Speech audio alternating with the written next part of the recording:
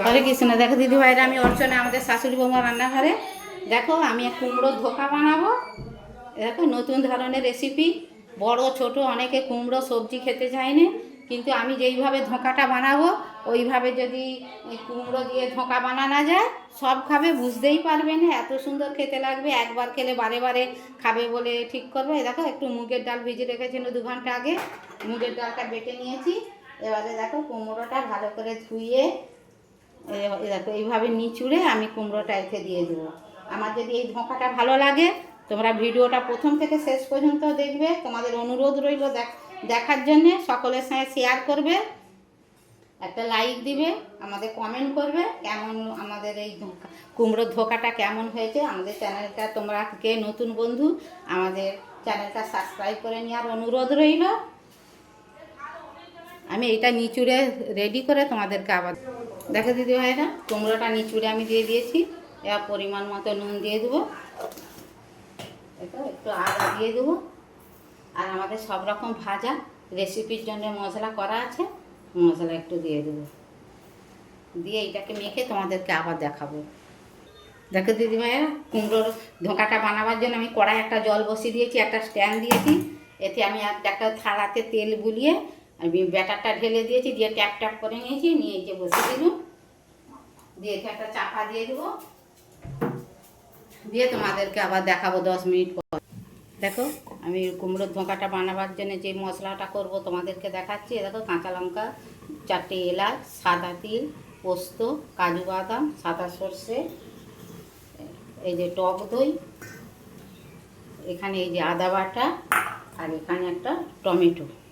এগুলো সব একসঙ্গে বেটে তোমাদেরকে দেখাবো। দেখো দিদি ভাইরা, কুমড়ো ভাপাটা আমার হয়ে গেছে। দেখো শক্ত হয়ে গেছে। এবার ঠান্ডা করে নিয়ে পিস কেটে তোমাদেরকে আবার দেখাবো।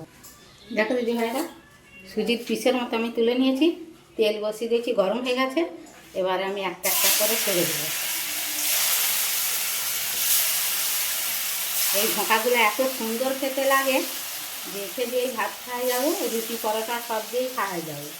তোমরা একবার করে খেয়ে কমেন্টে লিখবে।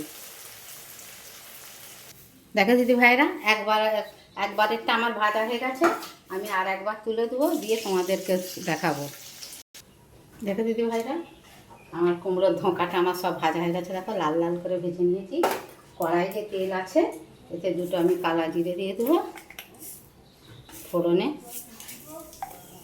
একটা শুকনো লঙ্কা দিয়ে দেবো, দুটো ক্যারি পাতা দিয়ে দেবো। ধনে পাতার চেয়ে ক্যারি পাতার স্বাদটা খুবই সুন্দর, আমাদের ওইটা পছন্দ করে।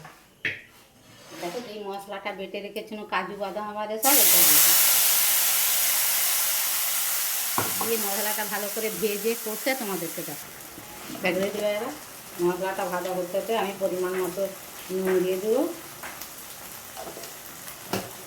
এবার লাল লঙ্কার গুঁড়ো দিয়ে দেবো কালারের জন্য। হলুদ দিয়ে দেবো।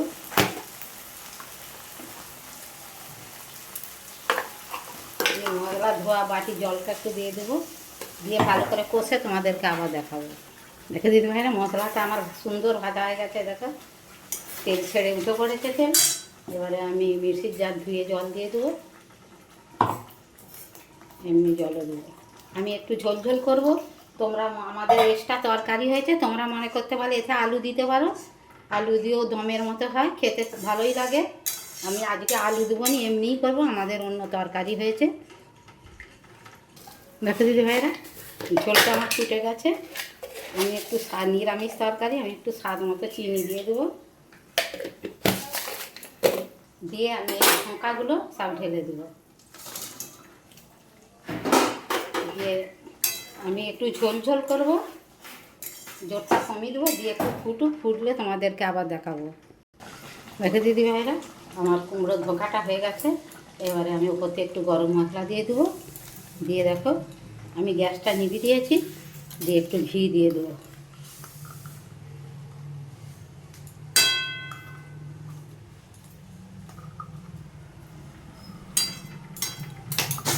দেখো আমার পুরো রেসিপিটাই হয়ে গেছে। যদি ভালো লাগে, আমি ভিডিওটা প্রথম থেকে শেষ পর্যন্ত দেখেছি, তোমরা এই নিরামিষের দিনে এরকম করে খাবে, ঠাকুরকে ভোগও দিবে। দিয়ে কমেন্টে লিখবে আমার রেসিপিটা কেমন হয়েছে। আমি ওপর থেকে 4টে কাঁচা লঙ্কা দিয়ে দিয়েছি, তোমাদেরকে দেখানো হয়নি। তোমরা কমেন্টে লিখবে কে কোথা দিয়ে ভিডিওটা দেখছো, আমার কমেন্টে লিখে জানাবে, তাহলে ধন্যবাদ জানাতে সুবিধা হবে। তোমরা অনেক ভালো থাকো, সুস্থ থাকো। হরে কৃষ্ণ রাধে।